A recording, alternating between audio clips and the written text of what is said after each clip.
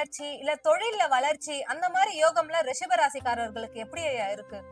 கண்டிப்பாங்க. ஏன்னா, இந்த வருஷத்துல இந்த பராபருடம் ஆரம்பிச்ச பிறகு, தொழில்ல, வேலையில அதிக விஸ்வரூப வளர்ச்சி அடையக்கூடிய ராசிகளில் ரிஷப ராசியும் ஒண்ணுங்க. ஏன்னா, சனீஸ்வரன் தான் அவங்களுக்கு தொழில்காரகர். அவரு தான் அவங்களுக்கு 10ஆம் இடத்து அதிபதி சனீஸ்வரன். அவரு லாப சனியா இருக்காரு. சரிங்களா? இந்த தமிழ் வருடம் பிறந்ததுக்கு அப்புறம், குரு பகவானோட பெயர்ச்சி நடக்குது. அது அவங்களோட 3ஆம் இடத்துல உச்சம் பெறாரு. சோ இந்த வருஷம் ஃபுல்லா குரு பகவான் அங்கதான் இருக்க போறாரு. அதாவது 12 வருடத்துக்கு பிறகு அங்கதான் இருக்க போறாரு. சோ ரிஷபராசிக்கு இந்த அவங்க வேலை நிமித்தமா எடுக்கக்கூடிய அனைத்து முயற்சிகளும் வெற்றி பெற்று தொழில் ரீதியாகவும் சரி, வேலையில இருக்கிறவங்க சரின்னு பாத்தீங்கன்னா அதிக பதவி உயர்வு, அதாவது சம்பளம்லாம் இப்போ நிறைய இப்போ வேற ஒரு அதிகமான சம்பளத்துக்கு ஊதியத்துக்கு அப்ளை பண்ணிட்டு இருக்காங்க.